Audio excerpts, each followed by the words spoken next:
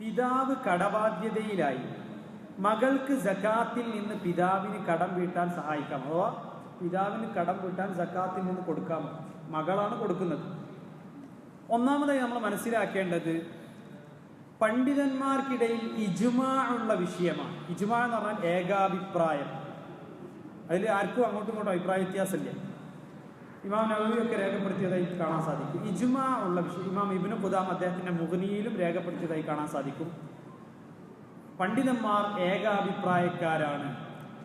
താൻ തൻ്റെ മാതാപിതാക്കൾക്കോ അല്ലെങ്കിൽ ഭാര്യ, മക്കൾ, അങ്ങനെ താൻ ചിലവിന് കൊടുക്കാൻ നിർബന്ധിതരായ ആളുകൾ ആരൊക്കെ?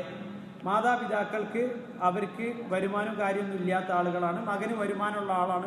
മകൻ അവരെ നോക്കാൻ ബാധ്യസ്ഥനാണ്. മനസ്സിലായോ? അപ്പം മകൻ വരുമാനം കാര്യമൊന്നും ഇല്ലാത്ത പ്രയാസപ്പെടുന്നവരാണ്.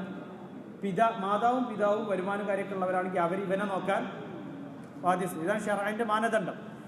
അപ്പോൾ അവരെ നോക്കാൻ മകൻ ബാധ്യസ്ഥനാണെങ്കിൽ നോക്കാൻ ബാധ്യസ്ഥനായ നിർബന്ധ കാര്യങ്ങളിൽ സക്കാത്തൊന്നും കൊടുക്കാൻ പറ്റില്ല. അഥവാ അവർക്ക് ഭക്ഷണം, വസ്ത്രം, പാർപ്പിടം, ഇതൊക്കെ തൻ്റെ സക്കാത്തിൽ നിന്ന് ഉപ്പക്കും ഉമ്മക്കും അതേപോലെ തന്നെ മക്കൾക്ക്, ഭാര്യയ്ക്ക്, ഇവർക്കൊന്നും കൊടുക്കാൻ ഒരാൾക്ക് അനുവദനീയമല്ല. കാരണം എന്താ? തൻ്റെ സക്കാത്തിൽ നിന്ന് കൊടുക്കുക വഴി താൻ ചെയ്യേണ്ടതായ ഒരു നിർബന്ധ കർമ്മം അവൻ ഉപേക്ഷിക്കുക. അപ്പൊ സക്കാത്ത് അവൻ തന്നെ എടുത്തു നടത്തും.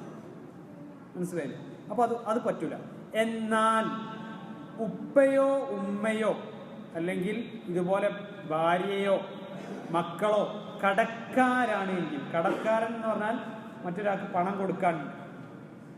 നമ്മൾ മനസ്സിലാക്കേണ്ടത് മാതാപിതാക്കളുടെ കടം വീട്ടാൻ മകൻ ബാധ്യസ്ഥനല്ല. വീട്ടുകയാണെങ്കിൽ അൽഹംദുലില്ലാഹ് ഖൈർ, ബാധ്യസ്ഥനല്ല. ഇത് നമ്മൾ മനസ്സിലാക്കേണ്ട ഒരു കാര്യം. അപ്പോൾ ചിലപ്പോൾ എന്ത് ചെയ്യും, അത് മക്കൾ ഇൻഷാ അല്ലാഹ് ഞാൻ വഫാത്തായിട്ട് മക്കൾ വീട്ടിക്കോളും എന്നുള്ള ആൾക്ക് കടം വാങ്ങാൻ ആരും നിൽക്കരുത് എന്നർത്ഥം.